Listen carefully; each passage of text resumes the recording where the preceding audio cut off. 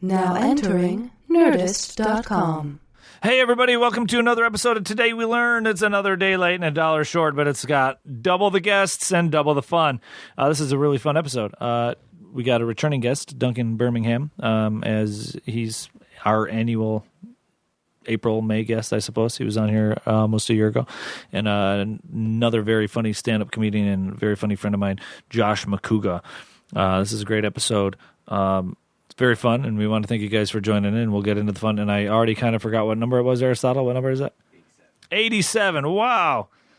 Ladies and gentlemen, first off, I say this every episode, and I know it gets redundant, but I really appreciate you guys tuning in and listening to this show. And we've made 87 so far. We're almost at 90. We're almost at 100. Holy shit. Maybe I'll have to try and figure out something big for 100 episodes. Wow, I'm getting all sentimental now. Thanks, everybody. Thanks, Aristotle. Ladies and gentlemen, without further ado, today we learn number 87 with Duncan Birmingham and Josh Macuga.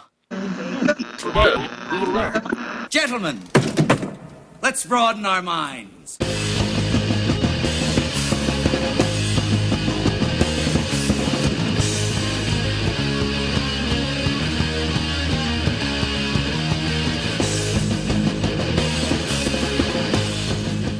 Ladies and gentlemen, welcome back to another episode of Today We Learned, podcast of knowledge, as it's subtitled. Whether it's good knowledge or bad knowledge, I suppose that's all power in the grand scheme of things. And you need hoverboards to work on water if you need power. I followed you. You guys get what I'm saying. I'm talking like Yoda today, so that's why we got our two very smart and intelligent and funny guests to man the show here because, you know, I'm the least funny of everybody in the world. I'm also very modest. Ladies and gentlemen, we got returning guest. He's one of the writers, producers of Blunt Talk on Stars and Marin on IFC. Returning guest, almost a year now. We were just discussing this. Annual guest. Annual guest, Duncan Birmingham, ladies and gentlemen. Man. Thanks Welcome back. for having me. Welcome back, Duncan. And I've got a very, very funny stand-up comedian, very good friend of mine, host of Between the Sheets, Thank you. among other things on the internet, which we'll get into at the end of the show when it's your time to plug. Absolutely. So just sit back down there, Simmer Josh. down. down. Ladies and gentlemen, Josh Macuga. Thank you. Appreciate that. Aristotle, where the hell were you? Oh, thanks. Appreciate that. The golf claps, very ghosty. Yes. I saw him doing thumbs down. Rolling his eyes. Duncan, as you know, and as Josh, you know, because I told you this, right? Like Bring 4 in- minutes ago. Bring in something you learned. As our audience knows, we like to start the episode with the guests providing either a fun fact about themselves or something they learned recently. So let's start with you, Duncan. We'll go clockwise. What do you got for us? Okay. It's not really a fun fact. In fact, it's so specific, Sure. I hesitate to even bring it up. But then I was like, well, maybe there's one person out there who might be interested in this. My dog has... He's had a little limp lately, my dog Snack, so I brought him into the vet, and I learned all about his condition. It's called luxating patella. What? It's basically floating kneecap. Oh, my God. And, I got really scared. Is he going to need surgery? It's like elective surgery. I scheduled him for surgery, but then I canceled at the last minute because there's just so much out there about this condition. I hadn't learned enough. And surgery, he'd be like in recovery for 8 weeks. Oh, wow. Man. But the vets are like, but he could go lame. He could get arthritis. You got to get the surgery now. But I've talked to a bunch of different veterinarian friends who say it's not that black and white. Yeah. So if your dog, it's a little thing. It happens with small dogs mostly. What kind of dog is it? He's a mutt, but he's definitely half poodle. Oh, okay. All right. On my Google search on the top thing of my Mac here, I typed LUXA, and it like the first thing is luxating patella.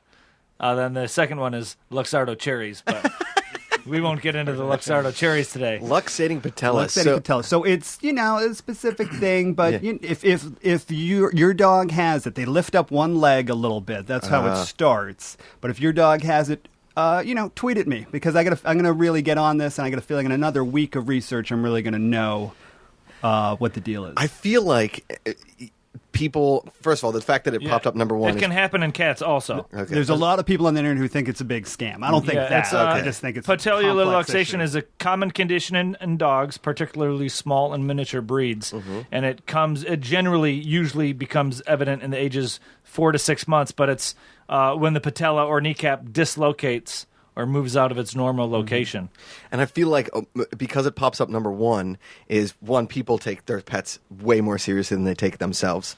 And two, as we barely know much. So when a vet tells us something, we're like, I guess. And then we have to use the internet. Whereas if a human doctor told us, we'd be like, wow, makes total sense because we went to him. Because I can feel it. But I mean, vets are in the sense it's like I have an old joke where like vets are like mechanics almost now, where it's like, I don't know a damn thing about cars, but I instantly think the mechanic's trying to rape me, but yet I don't know anything about dentistry, and I just believe what the dentist tells me. Exactly. So it's like vets are, I mean, it's kind of like that, where it's like we live in an age where the internet and everything is, I mean, on our cell phones. Because in 1996, you would have just been like, well, I got to get surgery. Well, I got to get surgery. But now we can, we can Google this. And now I can stress about it for like 72 hours, looking theories up on the internet and wasting my time. Yeah, it's hard when the dog doesn't speak. I like looking at him. I'm like, are you in pain? Do you want this 8 weeks of surgery, or are you good as you are? And I can't tell. So my week was basically that, and I watched the Frank Sinatra doc. So Frank fun fact. I watched that the first 2 nights. I'm a Frank Sinatra. I'm obsessed with. I love him. I didn't realize how much I should love him until I watched that. I was like, well, this guy was the shit. I'm trying to remember, like, everything generally for me is in one ear and out the other, but I love Frank Sinatra. Yeah. I know it's like his birthday's like February 12th or something, or December 12th, one of those. It's the only thing I can't even confuse those dates. See, I grew up. Italian. I mean, I'm Italian, and my grandfather was alive up until I was about 13, 14, and he was obsessed with Frank Sinatra. Are you Italian? Half, and my grandpa, too. Yeah. He had the 50 tape Frank Sinatra thing. Of course. He had the albums. All the lot books, of that back. everything, And so I grew up, my mom and dad both worked, so in the summertime, I needed to go somewhere, so I would go to my grandparents, and they would sit me on the back porch at night, and we'd eat dinner, and then we'd just listen to Frank Sinatra, and that's kind of how it was. And so when these documentaries came out, I've just, like, consumed everything Frank Sinatra. You know, like, I don't have any vinyl or a record player, but if I did, I feel like it would be all Frank Sinatra. I have the Golden Collection, all that kind of stuff. I just love it. And that documentary... he just did everything. He was like at the center of everything. Mafia, politics, Kennedy. He sang at a Kennedy. They showed the footage of him singing at the Kennedy. It was just a fundraiser. Yeah. It was so cool, and he wrote a song about Kennedy. He is so he was huge for like racial integration and things like that. Like I'm reading here, I typed into Reddit. There's a thing today I learned, which is the podcast is kind of based off of. And I just typed in Frank Sinatra, and one of the first things is, in 1945, Frank Sinatra canceled a $10,000 gig and traveled to Gary, Indiana to convince white high school students striking against integration to go back to school. See? And it's like... That's cool. I know you think of him as this like conservative old guy. Like mafia. Hoover thought he was like a red and style on him. He was like cutting edge liberal for a while. Right? Yeah, and then he would get the band members of his band paid the exact same. Yeah. He would get them to stay in the hotels, and if they couldn't stay in the hotels, he wouldn't even stay at that hotel. He would, he was a trailblazer. And then as soon as rock and roll came around, the on the documentary when he's performing with Elvis is the funniest thing, because Elvis is like, we'll perform my song, and then we'll perform. I don't know why I went in Stallone there. but Stallone was there too. He's like, we'll perform. It's Frank Stallone. Frank Stallone's the singer songwriter. Frank, his brother. He's on every soundtrack of a Stallone movie. Yes. That was, and HBO lately has been crushing documentaries. I'm halfway through. HBO's becoming the go-to for news, without a doubt. Yeah. I fell asleep, but only because I was really tired. I was watching Tales of a Grim Reaper. Have you watched that Grim one? Sleeper. Grim Sleeper. Yeah. Grim Sleeper. That was because it's here. What is that about?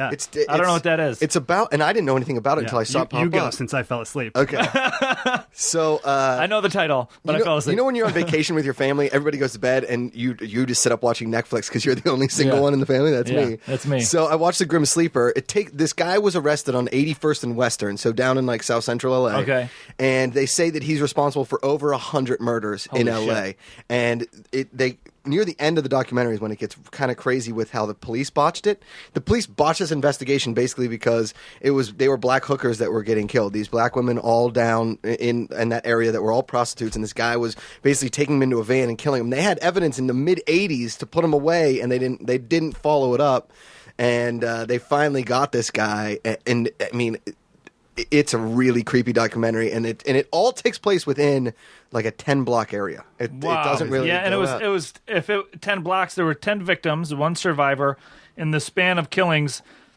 was 1985 to 2007. So we're talking a 22-year, 10-block just radius of this guy. Just you wondering if that is the case. Just knowing what you're telling me is if there were any like kidnapped and if he had them for a long time or what, like. Because a lot of these bodies weren't found. If you're that big of a serial killer, and you almost wonder if there were more of them then, because if you're only doing 10 over a span of 22 years, it's like, come on, guy, get to work, get some more. Like, come on, you're not caught yet. If you're going to be a serial killer, go 100%. Don't go half-assed. At least one a year. Yeah, I mean, and I'm halfway through the documentary, The Montage of Heck, the Kurt Cobain one. Okay, that one is very Kurt Cobainish. So there's parts of it that are animated. There's that's like there's concert footage. There's all kinds of stuff. It's dark.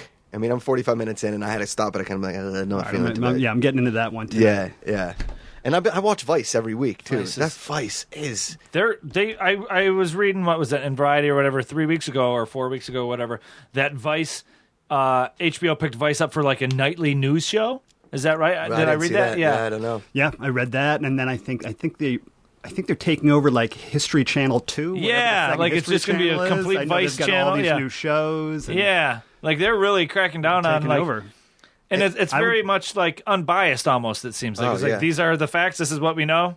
Yeah. And we're going to catch Robert Durst. There's very few of the stories, too, that make you walk away going like, we're going to be okay. Yeah, we're going to be all right. It's not going to be that bad. Every time you watch, you're like, no, not again. Global warming. Every country is just totally...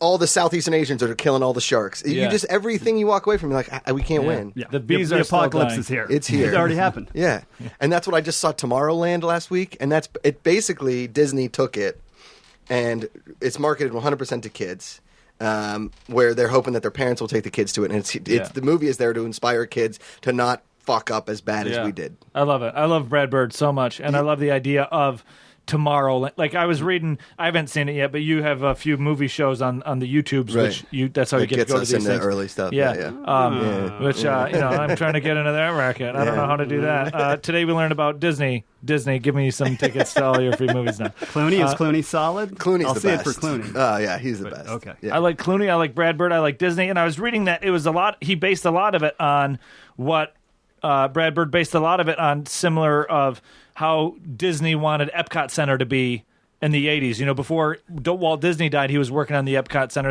I believe, experimental project of...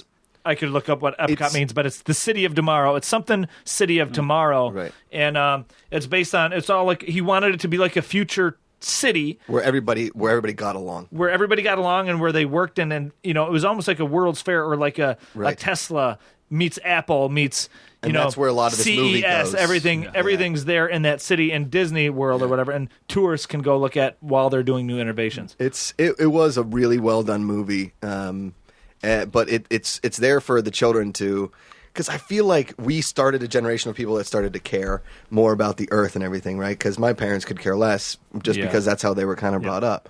But now these kids today, like my niece and nephew, they compost, they recycle, they teach them all this stuff. They're learning these innovations, and we're now, because it's a cause and effect situation where we never think to prevent, we think how to heal, right? It's like don't ask for permission, ask for forgiveness. So that's kind of like where we are right now, and I think that's what Tomorrowland is getting at. Is like all these kids need to buck up and realize that in 50 years it's not going to be as good now. Right now in 50 years we're going to really have to do a lot of healing to get to a point where it's not as bleak as it looks right now. Well, and I mean it's with the internet also is like with now I'm spacing on what the knee thing we just talked about. That's luxating patella. Luxating patella. Can we follow that on Twitter? Is there an at luxating patella? Can that be your new Twitter handle, please? I was doing like tweets and Facebook, like trying to get people to like. I was like, who's out there? Who has this problem? Yeah. Not many people. But I did talk to a bunch of vets. I didn't realize how many people I went to high school with who were veterinarians. Wow. It's been well really done. nice. It also can happen in humans, though. I went to high school in Florida. Oh, okay. St. Andrews School. St. Andrews, where in Florida is that? Boca. Boca, okay, Boca man. Raton. Boca Raton. Boca Raton. That's a nice place to grow up, huh? It was. I lived in Boston before. Oh, wow. Boca was like kind of a culture shock. A little bit. But it was very spring breaky. They want all like the 15-year-old girls at the bars for like spring break. So they're really, or maybe not 15, 16-year-old girls. A little young. So we would go. It was very young. It was the age of consent in Florida. I was like, you didn't go to like nickel beer night at like the local bar like in your high school? Like it was all high school kids like out of the bars. That's wild.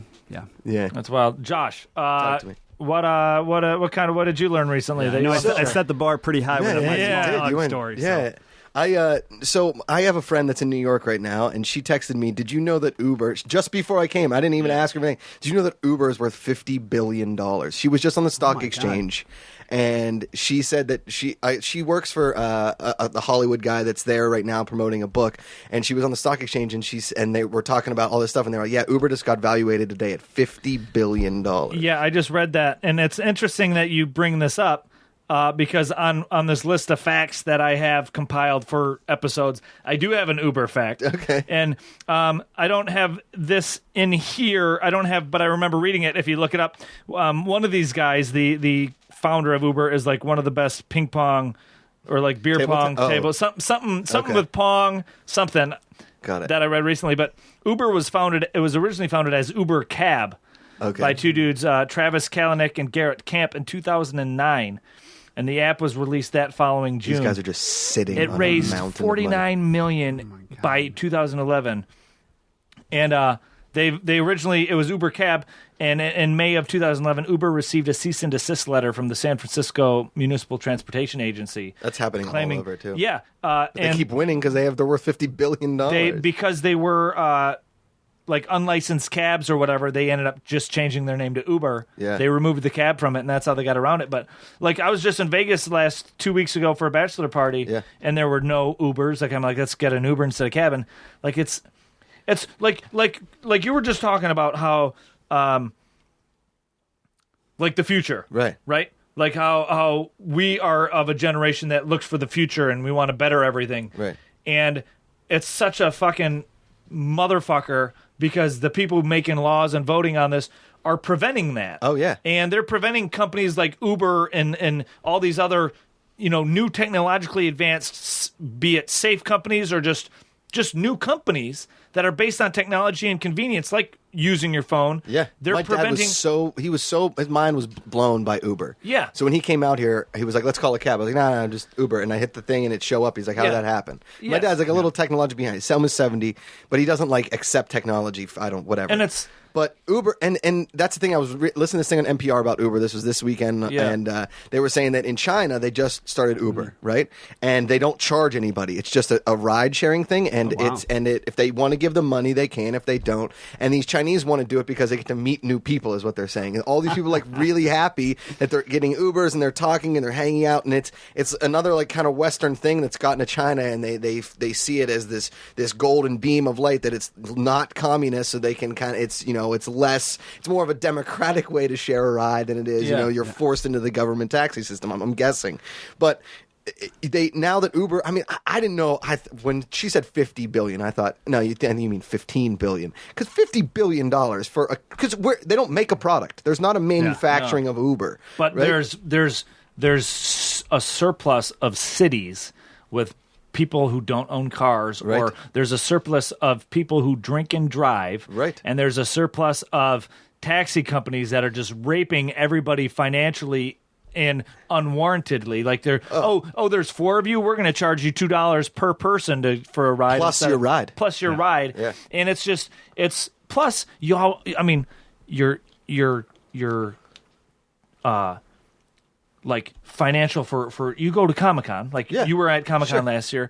There was it the Sin City party? Yeah. Sin City paid Uber to be outside, and they gave everybody a free code to get back to their hotels from the Sin City party. So not only is it marketing that way, but you also look at it 2 years ago or whatever, when the new Transformers came out, you could Uber around an Optimus Prime. Yeah. So there's all these product placement deals for these billion-dollar movie franchises. Thinking instead of dudes trying to crush you in a cab. Absolutely. And on top of that it's like you wonder what kind of personal information they're selling. Like, oh, this person comes this West Hollywood or New York. You know, we do a lot of picking up and from this thing, and you got all these surge prices during conventions or during holidays, and it's like, I don't know how we didn't all kill each other like a couple of years ago. I feel like for my first 14 years in LA, I probably took like 3 cabs, and I've taken 3 Ubers in the last day. Absolutely. I just took 2 last night. I took one today, but dropped my car off to get fixed. Well,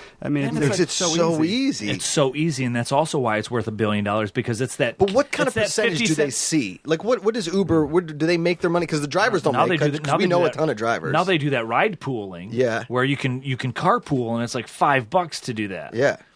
And I mean, listen, it's a genius business model. And now there's Lyft, and there's all these other people they're trying to convince. But it's that first thing is. It's part of the lexicon now. It's the vocabulary. It's like, I'm going to take an Uber. Even if you're going to take a Lyft, you're still taking an Uber. You're taking an Uber. Yeah. Or you can, they got Uber Fresh now. It's all delivery, stuff like that. And when you really think about it, you take it's like, I mean, even if they only took $1 from each ride, Uber, all of the rides and everything out there and across the globe that they're doing that, especially with these credit card companies and all this and information that they're selling your email and where and how often you travel and your phones and all of that. I'm starting to think 50 billion is an underestimation. Yeah, I mean, that's a but, bargain. but you think about it, and Uber it's that 50-cent gum. That's the gum in the candy aisle. Yeah. You know, you'd think twice about taking a $20 cab ride across Los Angeles, but when you can go on your phone and it's only like $9 or it's only $5.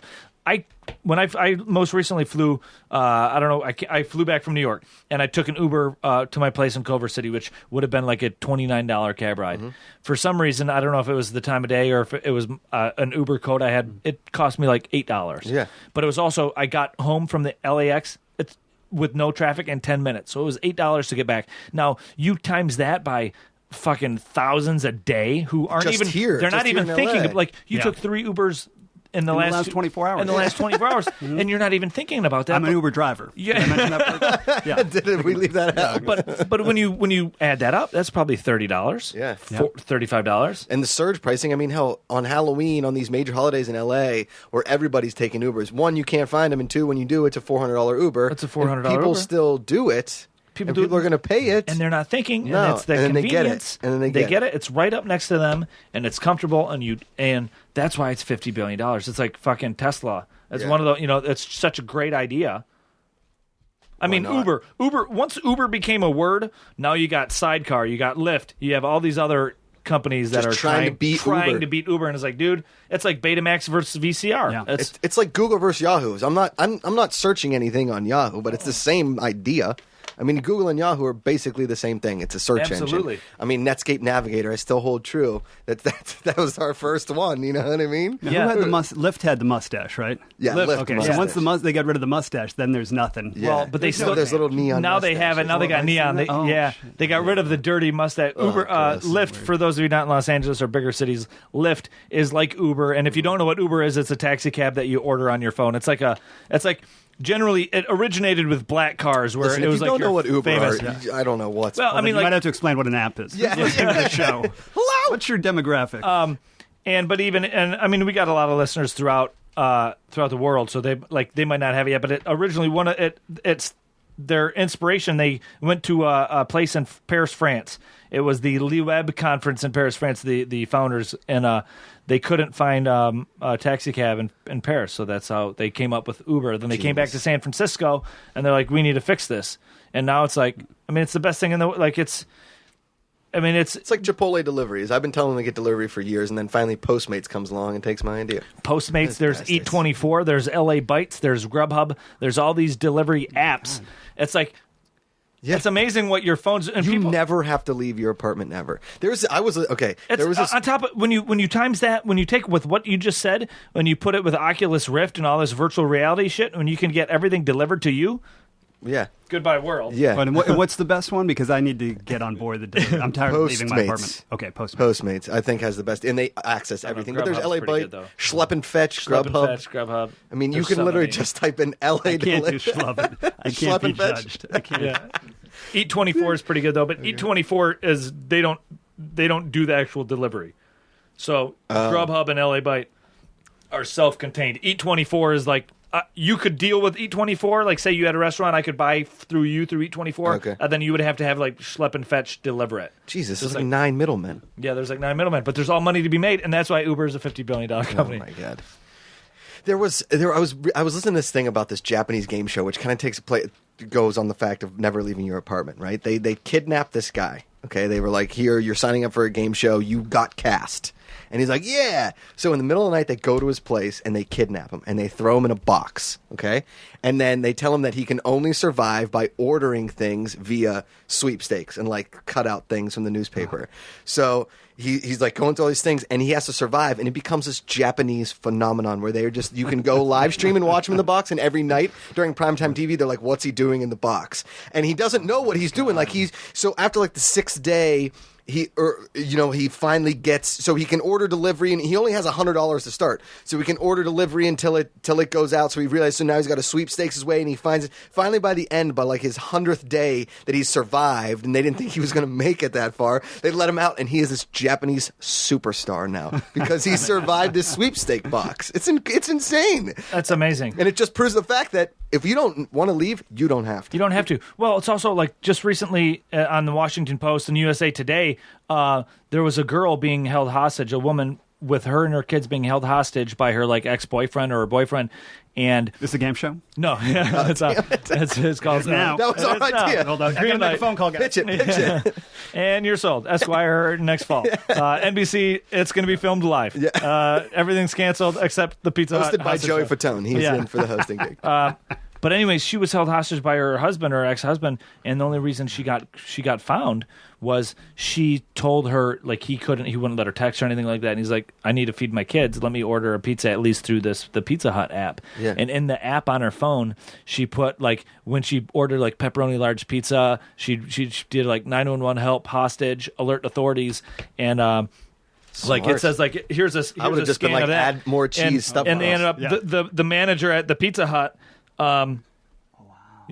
Yeah, like add cheese. I would have just been like, please put file in the crust. I would have done like the Beagle Boys from like DuckTales.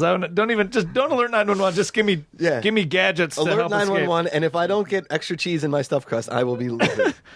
But isn't that amazing? Like so now technology can like It's got an exclamation point by like garlic knots. 911. It's like save the exclamation point for the 911. we want garlic. Yeah. Exclamation point and 911 hashes out. That's great. That's funny. That's funny. Speaking of going places, though, and being able to buy things and get things sent to you, I was listening to a podcast called 99% Invisible the other day, and that's one of my favorite. Who hosts it? Bruno. No, I was going to say The guy that plays Invisible. Bruno Mars, but no, it's Is it Kevin Bacon from Hollow Man? It's something Mars. It's the Predator when he's in the jungle. Yo, my buddy Kyle can do that noise so good. Like we'll play Mafia at his house, and he'll go. It's like yeah. I've been trying to learn how to do that just because I want to learn how to do that. I will say in defense of Predator 2, it's not terrible. Not terrible? It's not. Aristotle's with me on this one. Predator 1, obviously a transcendent movie. Predator 2, Danny Glover, it's not that bad. Yeah, now it's coming. Now, Right? Yeah. They're like the Jamaican drug dealers that he's like trying to deal with, and then then the Predator is up in the loft, and they find that like hook, and then at the end of it they find the spaceship that's landed, and there's a bunch more Predators in there. Yeah. Which basically took us to Alien versus Predator, which I never saw because after Predator 2 I was like, this movie franchise is perfect. Out. Yeah. What's the Schwarzenegger movie that just got like dropped into theaters? It's Abigail Breslin. Maggie. It's about a zombie thing. It made $175,000 this weekend in like 1,000 theaters. Yeah, well, it's also on demand though. Oh, okay. They released it. It's an indie movie. It debuted at Tribeca, and they released it simultaneously. And I mean, and when you think about it, 1,000 theaters. Yeah. Isn't? I mean, you didn't know the name of it because there's no PNR. Right. There's no just like the D train. PNL. Prenton. What is PNL? I think it's PNL, right? PNR. PNR. What? What is it like? PB&J.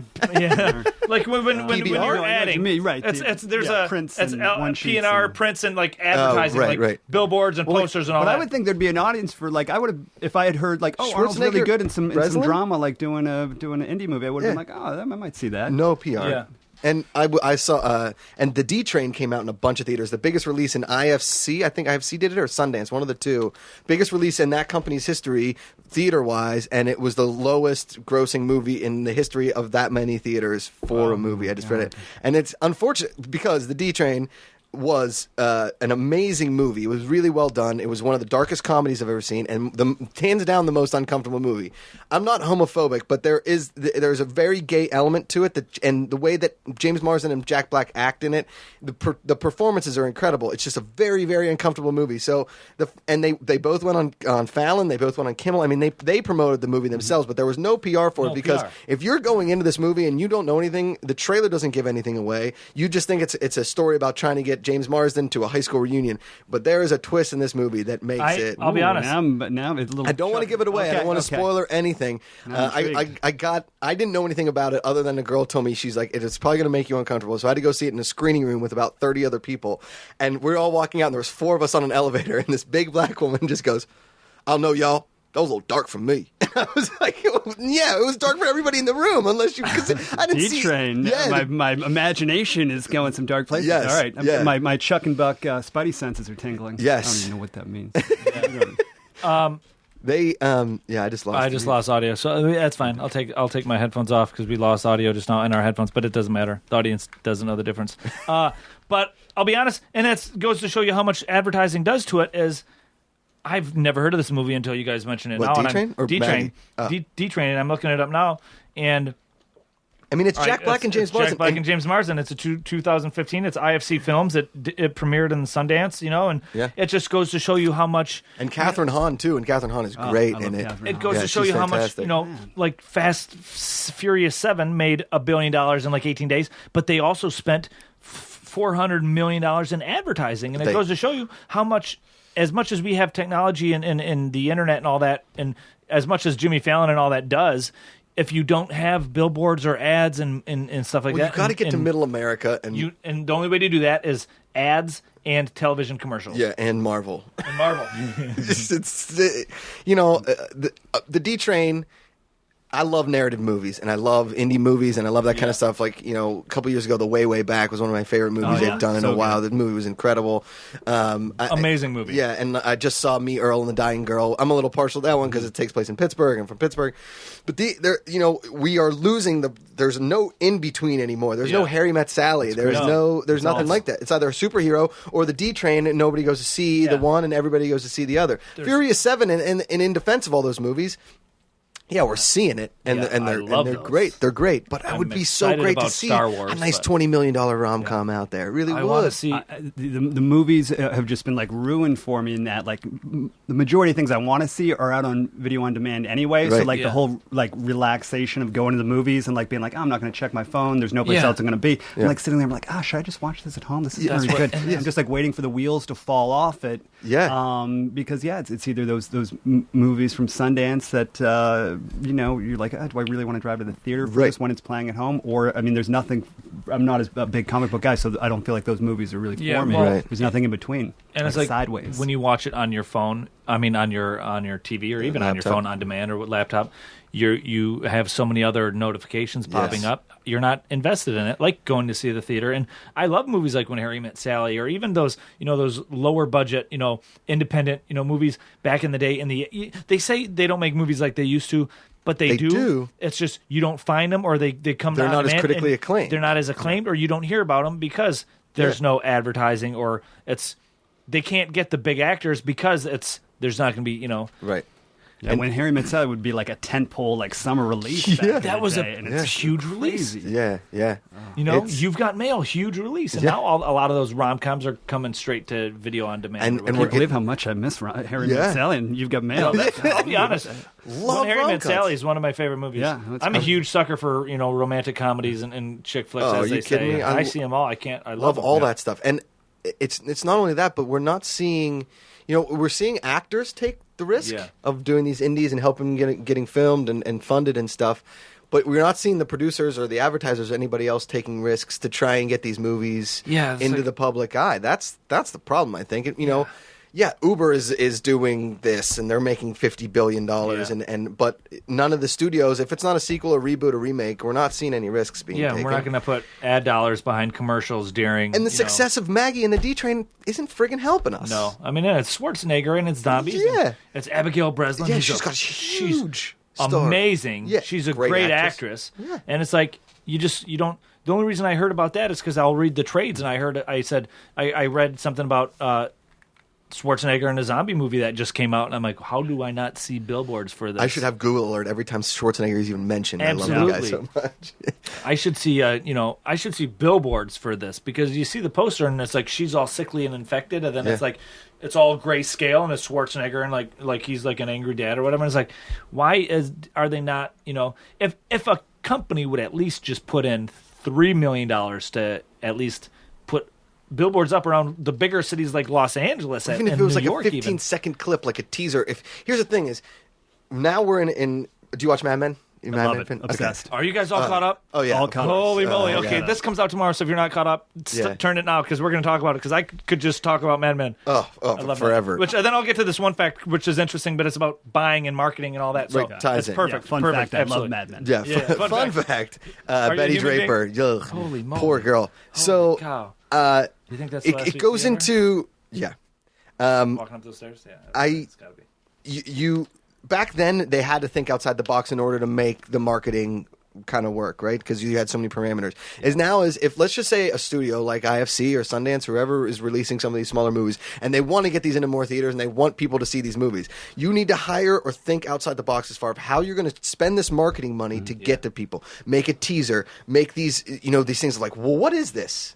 Make a viral video. Get it out there, because you don't need to spend $100 million in advertising like the studios do. As long as you're just spending, because You could go to College Humor or even Funny or Die with $200,000 and say, look, make us a video with our actors, make it funny, promote it. right, And that'll at least get organically, because kids now Organically, on I mean. YouTube know as soon as you start hawking something, they don't like it. Absolutely. So at least, if anything, just put, do like a funny thing with Schwarzenegger, Right, like you can make a viral video. The movie's called The D Train. Now it has nothing to do with an actual D train, but you could go on and have Jack Black and James Marsden on the D train, or Catherine Hahn on the D train, taking pictures of people like, let's go see, and riding from Brooklyn or from the Bronx down to Coney Island and back and forth for a day and make a viral video. Dude, here's what you do. How are you? I mean, here's what you do. You capitalize on all this Marvel bullshit. Yeah. And you have Cyclops riding a fucking D train, and Right. he can't get anywhere because he's lost his glasses. So he's closed his eyes, and Cyclops is trying to get on the Genius. right train with his eyes closed. If anybody is in marketing out there, listen, hire us Hire three, us. and we will make your movie $1 billion. Boom.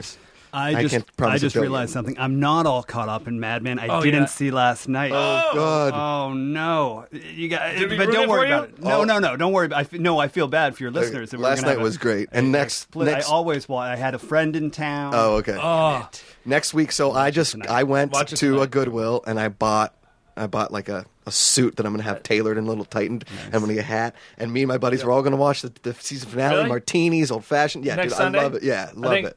Let me know. Yeah. I'm. Oh, you know what? I'm in town film. Shit. God damn it. Can I be honest? This is my most anticipated series finale in a long time. I've watched very few shows. Do I watch from the beginning? And Mad Men I watched from the beginning. Absolutely. It's and amazing. it's They're all so. like and I'm short stories. I'm kind of bummed right now because now that I'm thinking about it, I'm filming my first movie this weekend Well, in San congrats, Bernardino. man. Yeah, in San Bernardino, they're putting me up out there, but it's like I'm almost tempted. Hopefully, if it doesn't last long, the shoot on Sunday, I might drive back into town just to go to a party. And Yeah. I'll crash your party because crash. I want Right to watch it. Like I've been watching them. I used to watch them with a lot of friends, and then they kind of stopped watching or whatever. So lately, I've been watching it at home on my own. It's like, and Is your it's biggest one of pet those peeve shows. about Mad Men when somebody says it's too slow for me? Like Yes. then you don't. or you that's don't too get it. slow, or they're like, I don't know, don't he's understand. gross. And I'd be like, Don's gross. He was raised in a whorehouse. Yeah. All right, he's an American He's hero. conflicted. Yes, he's environment. totally conflicted. And this past episode is oh my god! All right, I gotta go. You gotta watch it. Yes, and this podcast is over. I know I'm not the Yeah. host, but But it's Yeah. those characters, man. And Like, you learn I'm so getting much. sentimental. Like I get like I've learned so much about pitching, pitching Yeah. movies, pitching shows, all from like Don. It's and like, how oh, not to treat women yeah. that- in the How office to, place and how to not get caught Yeah, outside cheating the on your girl. Outside the fine. office, fine. It's Yeah. fine. Call them dames, call them broads, sing them a song. No, it's it's a he's- transcendent show that I think the people that get it watch it, Yeah. and the people that don't have like foo-fooed it as, he's a dirtbag. Okay, he has dirtbag tendencies, but he's not the only one. But, and what's great about it is it shows human character. Yeah. It shows some people learn from their mistakes and they move on. And other people like Don, they just keep falling, season after season. He's the body falling at the beginning of the credits. Season after season, they learn from their mistakes, and then they go back to it. It's like I fall into that, when it comes to writing or comedy or whatever. It's like I need to start hustling. 2 months later, I'm back. I fall back, and Yeah, I think it's really hard to make a character. They're always compelling when they're behaving badly, but when they're trying to be good, it's hard to make them as compelling. And so that's why I thought in the last couple of seasons, like they did a great job of making Don, when he is trying to be good, pretty compelling. Yeah. If AMC doesn't spin off Roger into like Sterling's Gold, like Better Call Saul style, they're making a big mistake. Can you pitch that? Because get on that. Roger now. Sterling is. Roger Sterling me and my buddy is were talking one about of the funniest characters on TV. Funniest last week with the Peggy in the office playing the organ was an unbelievable scene, and he is, in my knowledge, the most underrated, least talked about TV character in history that deserves way more. Yeah. Saul was talked about all the time, and he got a show. time. Much deserved. Much deserved. But Roger Sterling, Dude, I mean, if you don't want to be Roger Sterling, you're an idiot. You give him 3 minutes on screen a week. That episode's and that's the funniest dialogue and just more character, like Sterling's humanity. I mean, like just he's been through so much and he's so wise, but yet he's so wise to the point that he doesn't give a fuck what he says, and it'll be offensive and funny or whatever. But he means well. Slattery and Weiner should just make a Twitter feed and just everybody should just follow him. Slatteryisms or whatever. Oh, God. But Sterling's Gold. You just came out. I love that. Sterling's Gold. I love that name so much. I feel like between him, my man crush, I go back and forth between him and Don. I'm Yes. like, oh, God, who do I want to be? Who do I want to hang out that with? new mustache he's got, like he's just like, listen, I've been around and I made this company and now I got nothing. Yeah. I don't have a son to carry on my name. Don's that, and it's like, he's like, what do I got now? Nothing. Like it was selfish. It was he meant well and he kept everything going for the family that business was, and because he wanted his name to last, because he doesn't have any heirs. No. But it was selfish to him because it's like he had nothing else. Mm-hmm. Man. Mad Men is such a good show. It's such a lonely show. Yeah. That you never feel alone watching. Yeah. It's everybody has their fatal flaws in the show, which is perfectly done, and it's the casting is all besides Megan, which I will stand by and did not like the casting of Megan. Not a fan of Megan. Nobody was a fan of her. I was. It was a very small. I was not a fan of Megan. Just something about her just rubbed me the wrong way. It wasn't the teeth. I know everybody says about the teeth. I could have used more. Sterling or Peggy. But. Yeah. But besides that, the casting is always spot on in that show. So good. The casting and it's Sopranos with advertising. The costumes, everything about it is just so on, and even just the decades and the transcending of like ideals and just everything is like. Were you a Sopranos guy? Were you guys Sopranos Never guys? seen. I haven't seen one episode. This past episode, you'll get a Tony Dream episode vibe from Don. I haven't seen one episode of Sopranos. Oh, I envy you. Binge it. Get the flu. That's what. Yeah, get it.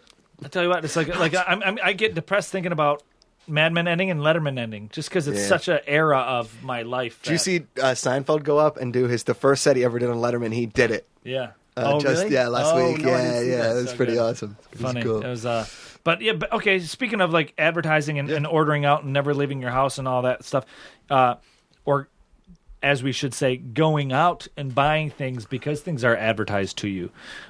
In shopping mall design, there's a thing known as the Gruen transfer, also known as the Gruen Effect. And it's the moment... Gruen, how do you spell it? Gruen. Okay. Gruen. It's named after Austrian architect Victor Gruen, who he discovered this manipulative... Great guy. I feel like Victor. Yeah, it just sounds like he's like... Good old Vic Gruen. Good old Vic Gruen. It's the moment when consumers enter a shopping mall and, surrounded by an intentionally confusing layout, lose track of their original intentions and tend to end up buying more. The Gruen transfer is the moment when consumers respond to scripted disorientation cues in the environment, and or spatial awareness of their surroundings plays a key in the role.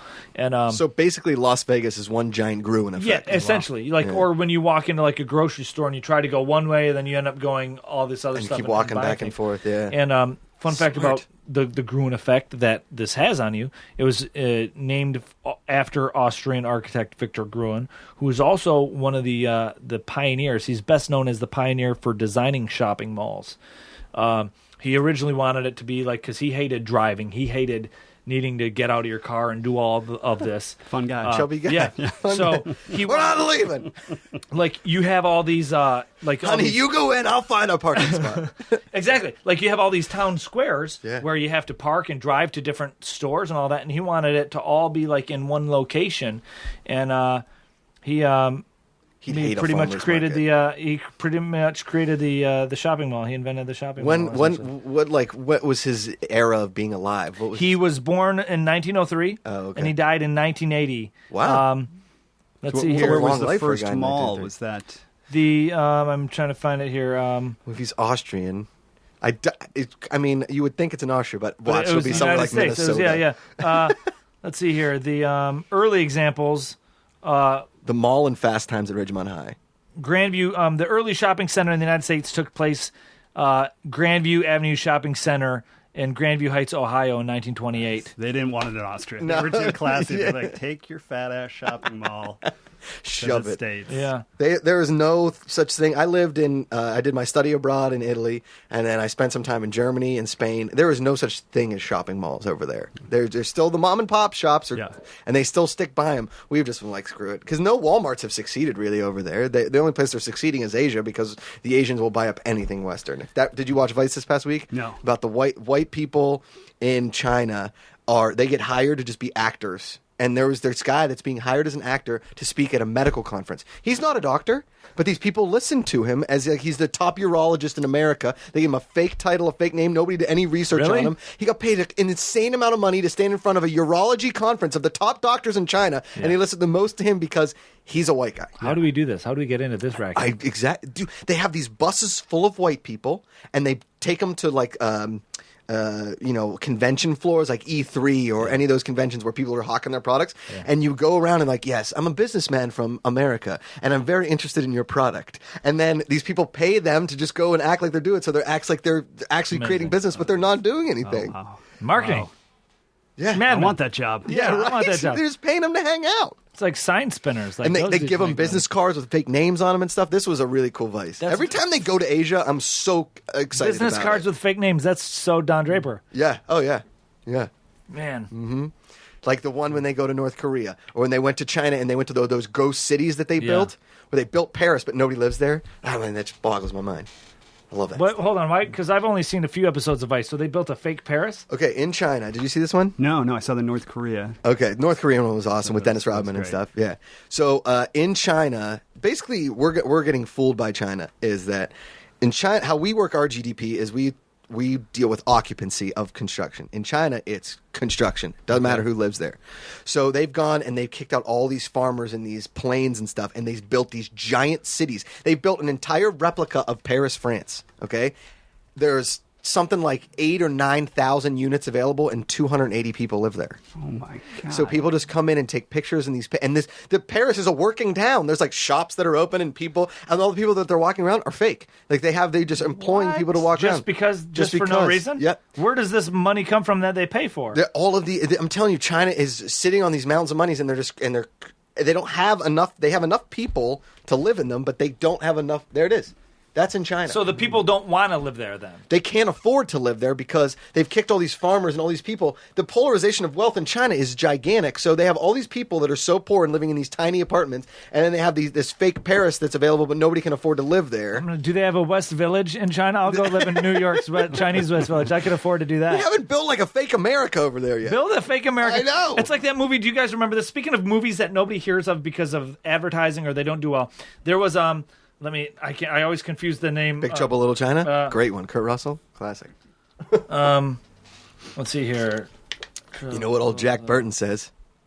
Who? Jack Burton. Me. Let me see. I can't. I think it's That catchphrase in Big Trouble. Kurt Russell, yeah. Have you ever seen I that? just saw his beautiful mustache in the new Tarantino film. I was like, that's some trend watching. That's right the there. Wyatt That's Earp. great. Bringing back the Wyatt Earp. Yeah. Nobody remembers this movie when I tell people, but it's one of those movies that ends up airing on like TBS or HBO in the 80s that I've seen lots of reruns for in the 90s.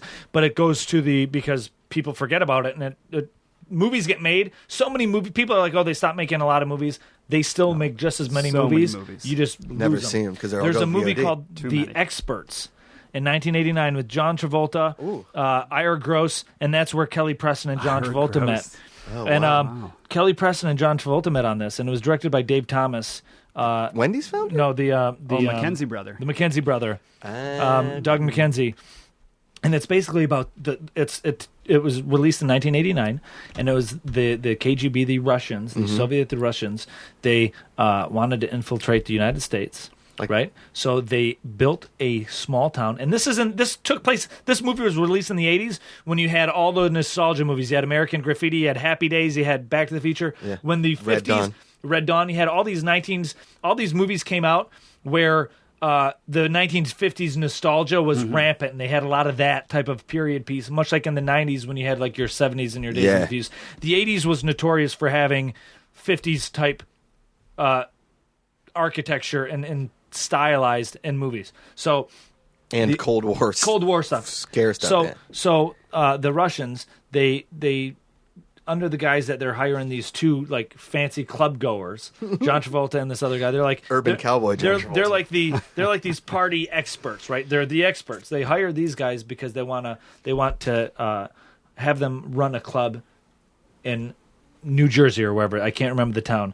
Nebraska. They're opening up a new nightclub in rural Nebraska, right? Genius. So we need you guys, you professionals, to come from New York. They're nightclub owners in New York. Hip New York. Yeah.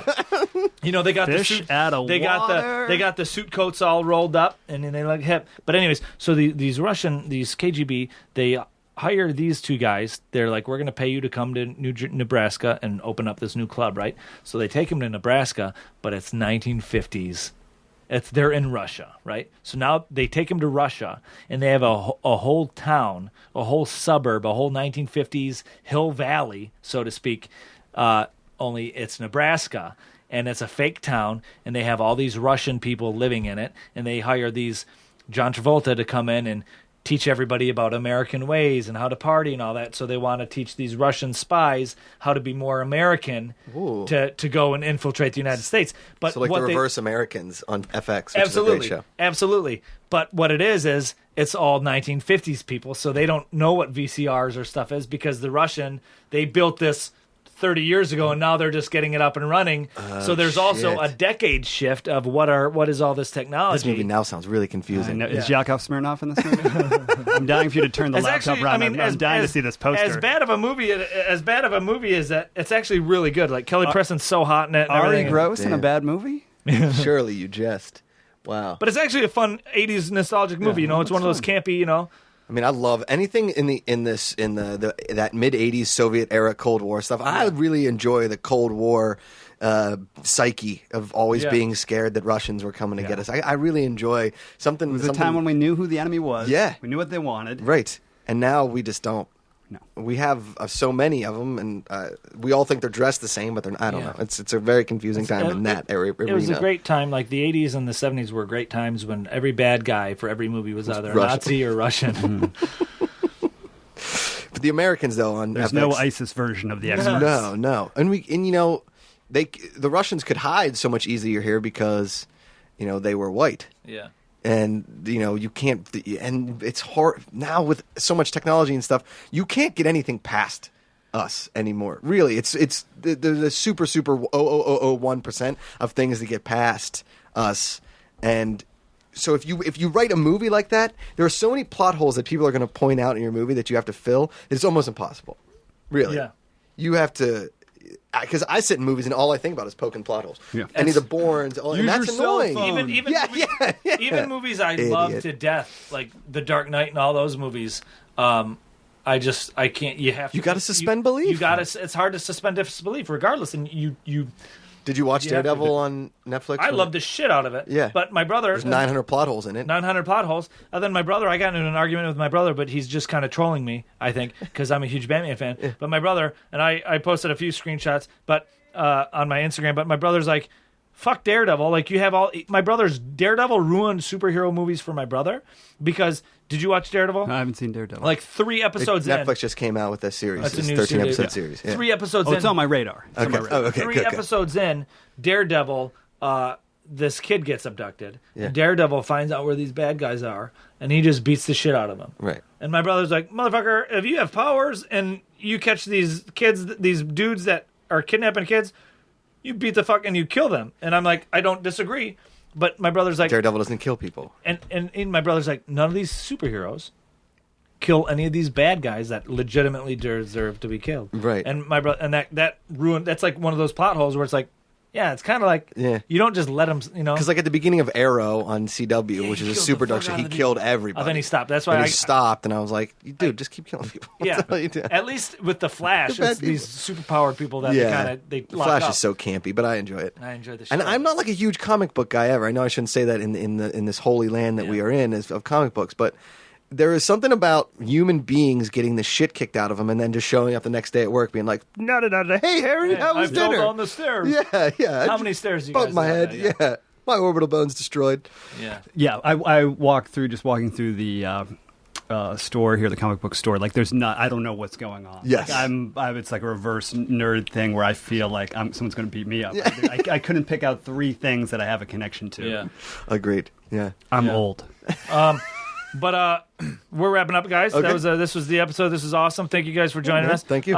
We'll start with we'll go reverse order. We'll start with Josh this Okay. time. This is now plug anything you got, anything on the internet. Plug, Where can go. people find you? Where can they watch your stuff? Yeah. What can they see you do? My name is pretty easy to find. Josh Macuga, Macuga. So at Josh Macuga on Facebook, on Twitter, Instagram, all that stuff. My YouTube channel is called youtube.com Between the Sheets TV.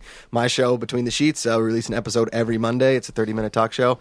We're on episode 92, and it's just a lot of fun. And, Awesome. Yeah, we have a great time. Really cool. Oh, man, I don't have much to plug. But if you want to talk about your dog's floating kneecaps, Duncan Birmingham is my Twitter. And I was writing on Blunt Talk with Patrick Stewart. It's coming out in August. And I did a little writing on Marin, and that's coming out next week. Or no, it's coming out this week on Thursday on IFC. So I love it. Yeah. Well, this Awesome, comes man. out tomorrow, so everybody watch Marin on Thursday on IFC. Love it. Perfect. Thank you guys for joining thank us. you. As usual, you can follow us on Twitter, TWL Podcast. You can follow me on Twitter. My name is Razzle2. Dan Osseo Ferocious. You can send us an email, todaywelearnedpodcast@gmail.com. Tell your friends, everybody. We love you. Thanks for listening, and continue to listen and tell your friends to subscribe. And as always, watch all those shows we did. Watch Mad Men, guys. Watch Mad Men, and we're going to miss you, David Letterman. As always, this suit is made out of Alka-Seltzer. Thanks, everybody. Now leaving Nerdist.com.